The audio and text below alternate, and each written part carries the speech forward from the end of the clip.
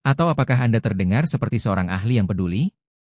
Konten yang memiliki skor sentimen positif dan membangun keterlibatan emosional terbukti mendapatkan penempatan iklan premium. Kita akan belajar bagaimana menggunakan AI untuk mendeteksi bias dalam tulisan kita dan mengubahnya menjadi narasi yang menarik bagi audiens global yang semakin beragam. Sekarang, mari kita masuk lebih dalam ke sisi ekonomi dari AdSense di era kecerdasan buatan. Kita harus mengakui bahwa persaingan semakin ketat. Jutaan orang memiliki akses ke alat AI yang sama dengan Anda.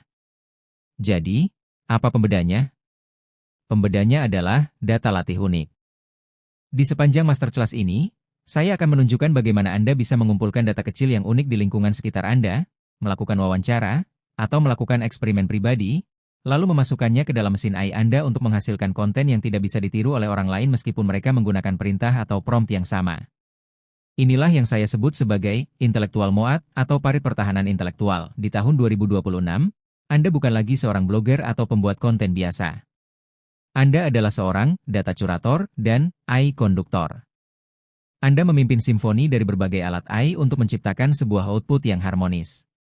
Ada AI yang bertugas meriset data, ada AI yang bertugas membuat visualisasi data yang memukau, dan ada AI yang memastikan bahwa setiap kalimat yang Anda tulis sesuai dengan kebijakan privasi dan etika terbaru dari Google. Integrasi inilah yang akan membuat pendapatan AdSense Anda stabil di saat orang lain mengalami fluktuasi yang mengerikan. Kita juga harus menyinggung tentang perubahan perilaku audiens.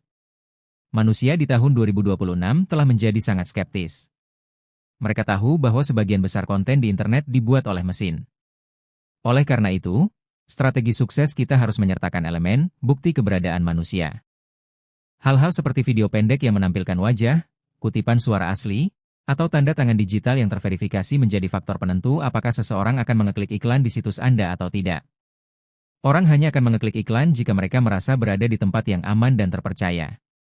Kita akan membahas bagaimana cara mengintegrasikan elemen manusia ini ke dalam situs yang diproduksi secara masif oleh AI. Satu hal lagi yang sangat krusial adalah pemahaman tentang contextual advertising 4.0. Google AdSense di tahun 2026 tidak lagi hanya mengandalkan Cokie untuk melacak pengguna, karena Cokie pihak ketiga sudah lama ditinggalkan.